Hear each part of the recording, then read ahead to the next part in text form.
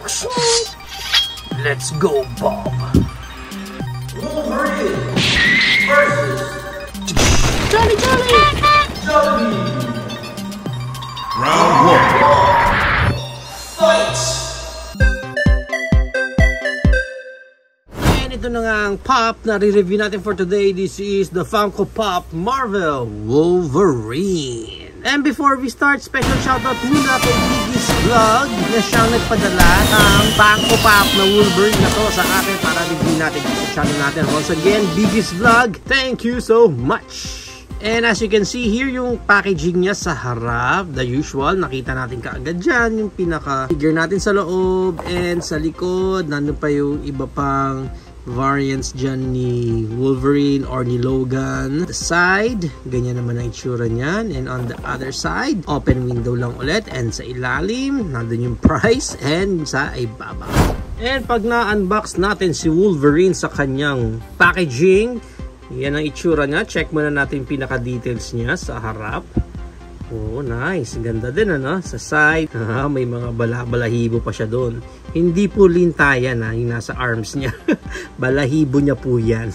Furry kasi si Wolverine. May pagka-feral nga siya. Kaya nga siya Wolverine. And then sa ilalim, nandun yung mga markings natin. And of course, kita doon yung spring. And sa ibabaw, ganyan. Okay naman yung paint up sa atin. Even yung mukha niya, maayos naman. And even yung mga black niya. Of course, this is a Funko Pop.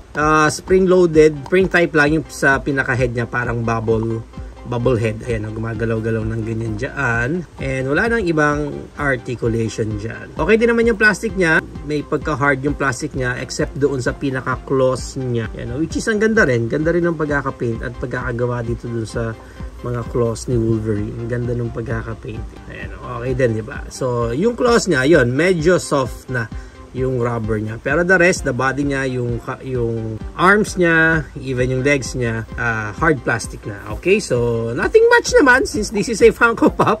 Ito na ang ating Wolverine. So, para sa height ng Funko Pop Wolverine natin na to, he's around, hanggang sa tip na lang ng mask niya, mga around 4 inches siya. Ang maganda niya, i-compare pa natin siya sa iba pa nating figure tulad ng ating YOLO Park AMK series na si Orion Pax / Optimus Prime, ang ating MCF Doomsday, ang ating Dr. Ellie Sattler na Hammond Collection, ang ating Jollibee Lamp. Just to give you an overall sense of scaling lang, compare na rin natin siya dito sa isa ko pang Funko Pop Giant na si Unicron. Ayan yung size difference nila. Ang laki talaga neto ni Unicron. So yan ang ating height comparison.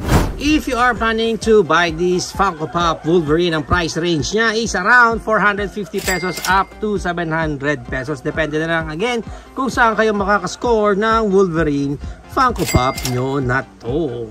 So there you have it now, guys. Ito na ang ating Funko Pop Wolverine. What do you think of this Funko? Is it a go for you or a no for you? Whatever thoughts, please comment it down below. But for me, I'm really not into Funko Pop. And since binigay naman sa atin to ni Biggies, bakit naman hindi isa pa? This is a Wolverine character. Yan sa mga favorite talaga natin. And for me kasi, ang pinaka-taste ko sa mga Funko Pops, I'm more into mechas ng Funko Pop. Basta yung design ng Funko Pop, mga robot, mga mecha, or something na magdi-distinguish agad dun sa character, okay na okay din sa akin yung mga yon. Just like here, ni Wolverine, unang tingin pa lang, alam na natin agad na Wolverine siya. Speaking for the pop itself, yung pinaka-Wolverine natin dito, maayos naman yung pagkakagawa sa kanya, pag-execute ng mga paint sa kanya, wala naman lagpas, maayos yung mga paint up niya, even yung buong structure niya, ang ganda rin. Actually, pag hinawakan na natin siya mismo, talagang solid talaga yung pagkakagawa sa Wolverine natin na eto. But as we all know naman, malaking chance na pag i-display natin tong Funko Pop na to,